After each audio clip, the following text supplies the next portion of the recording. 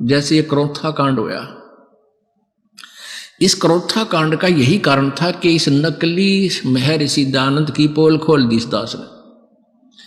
और सत्यार प्रकाश नामक जो पुस्तक दयानंद जी ने छापी थी,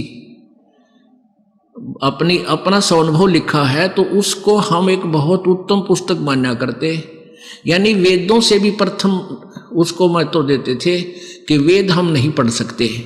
और महर्षि दयानंद जी ने वेदों का ही निष्कर्ष निकालकर सत्यार प्रकाश में डाल रखा है। यही हमारे लिए सफिशिएंट है, क्योंकि उन्होंने सरल करके इसमें लिख दिया बस, और वो वेदों को सत्य मानते हैं। इस दृष्टिकोण से हम इस नकली, इस सत्यार प्रकाश को, इस नकली ज्ञान युक्त, डुप्लीकेट ज्ञान युक्त, वेद विरुद्ध ज्ञान युक्त पुस्तक को उत्तम मानते थे, अपने सीने से लगा कर रखा करते थे। और जब इस दास के ज्ञान नेत्र परमेश्वर ने खोल दिए, तब उस दृष्टि से, ज्ञान वाली दृष्टि से देखा, और सदग्रंथों वाले तराजू में जब तोल के देखा,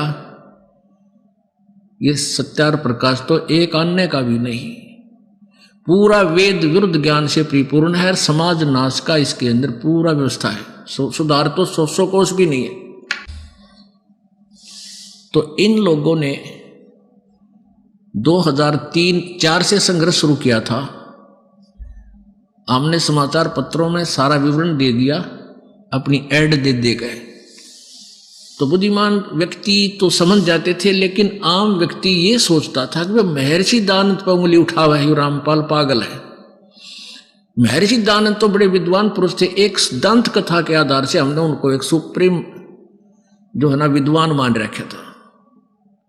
अगर ये महर्षि होते तो दास के सिर में दर्द थी कि भाई मैं इनको गलत कहूं, मेरे जैसा नीच निजय किसी महापुरुष के बारे में गलत शब्द बोला, जुबान कट जानी चाहिए, इतना पाप है इसका।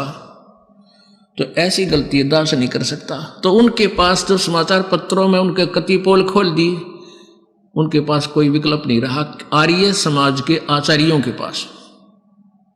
तो उन्होंने अपने अनुयायियों को भ्रमित करना शुरू कर दिया कि रामपाल गंदा है, महर्षि जी की जो है ना मिथ्या आलोचना करता है, और फिर उस आश्रम में ऐसा होता है, ऐसा होता है, गंदे लोग रहते हैं वहाँ, ऐसी लड़कियां रखते हैं, फलान करते हैं।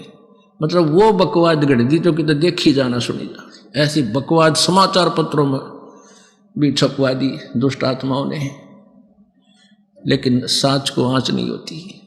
अब वो कोर्ट तक नहीं जा सके कि ज्ञान के ऊपर कोई उंगली उठा दे।